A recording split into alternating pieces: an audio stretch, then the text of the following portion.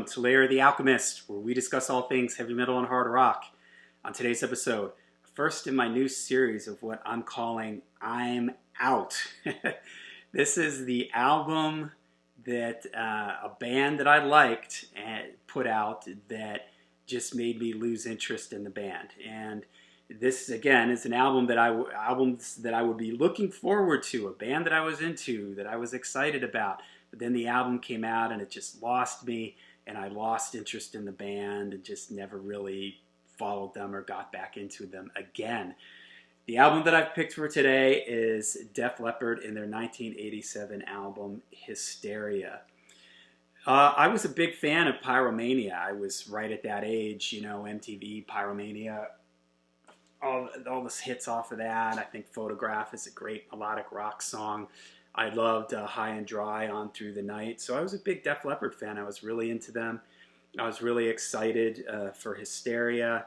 There was a huge amount of time between Pyromania and Hysteria. I think they released like an EP in between there. I think I remember this like Me and My Wine song.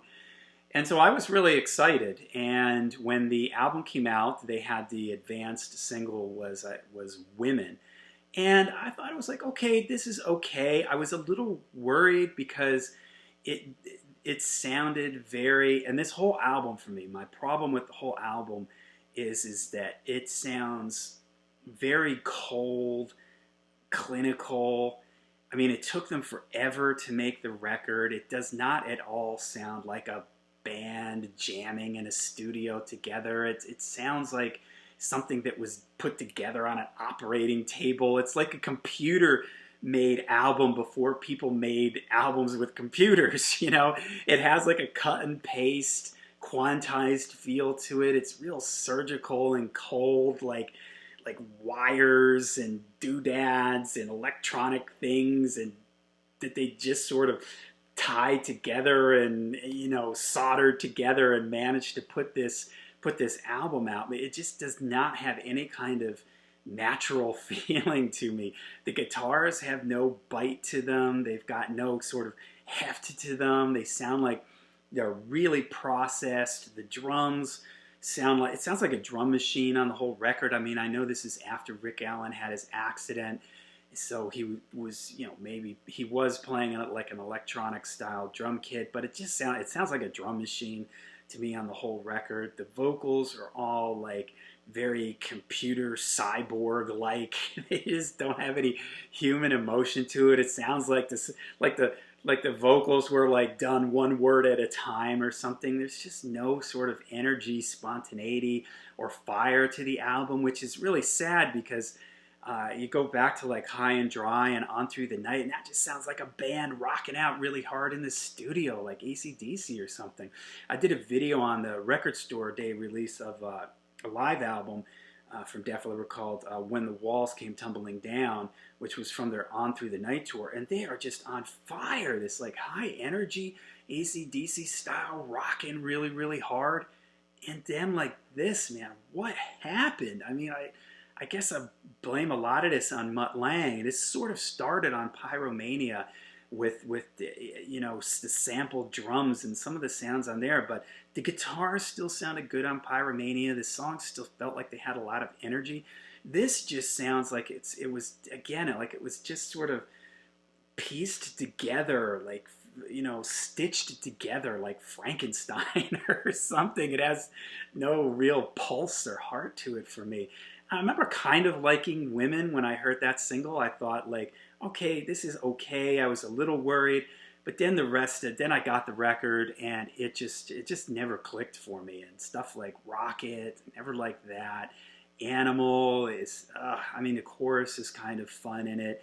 Love Bites, I don't like that at all. I cannot stand Pour Some Sugar on Me. That's like one of the worst songs, like in my opinion, of all time. I cannot stand that, and it's so just dumb, it's just a dumb song. And hey, I should preface this with, what the heck do I know? This album sold 20 million copies. It turned Def Leppard into just a stadium band. So what the heck do I know? But I just know that this was the album that I'm out. I heard this and I was just like, I've lost interest in the band. I tried to get into it.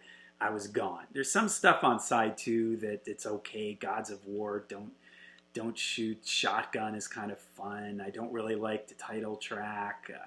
The deep cuts on it are okay, but in general, this album is just ruined by the production and just the memory of like what Def Leppard used to be, and it was like all of that was sucked out of them, and now they're just sort of this lifeless vampire with no blood in them or something.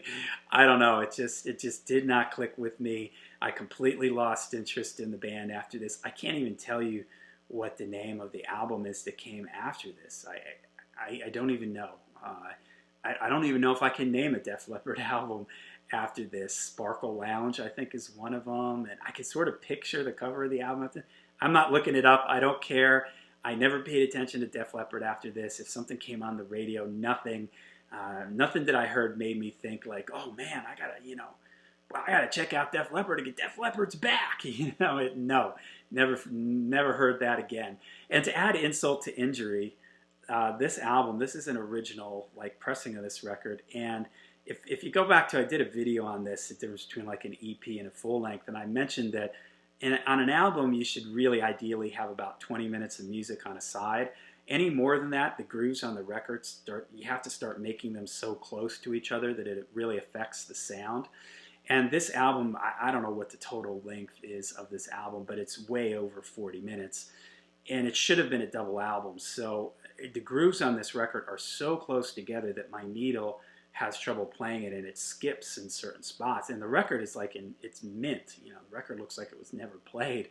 But the grooves are so close together, I can't even play it, and it sounds really compressed and small sounding, because there's just too much music on the album. So that just, I mean, back in the day, I think I had it on cassette anyways in the beginning. But, I found this record somewhere, and I thought maybe this will, I haven't listened to this album in like 30 years. Maybe this will re-spark the interest getting it on vinyl. And then it was just like the vinyl was a mess and the album's a mess. And I was like, nah, I'm done. I'm out. So, all right, there you go. And hey, if you dig this record, man, that's cool. It's cool. Let me know in the comments down below what you guys think of this record. I'd really be curious to hear from people who do like this record, because I want to hear what it is you like about this record. And I'm not saying that my opinion is just my opinion. It doesn't, everybody, hey, if you dig it, man, good for you. Like I said, it was a massive seller, so apparently a lot of people really dug it. Let me know in the comments down below. I'd really be curious what people think of this record. I'd really be curious to hear from people who like this record and why you like this record. I would like to know, maybe it'll help me understand what I'm missing in it. All right. There you go. Was this the Def Leppard album for you that you also, you got off the train, you said, I'm out? Let me know in the comments down below. Make sure you check out my podcast on Spotify, and until we see you again, make sure you stay heavy, stay metal.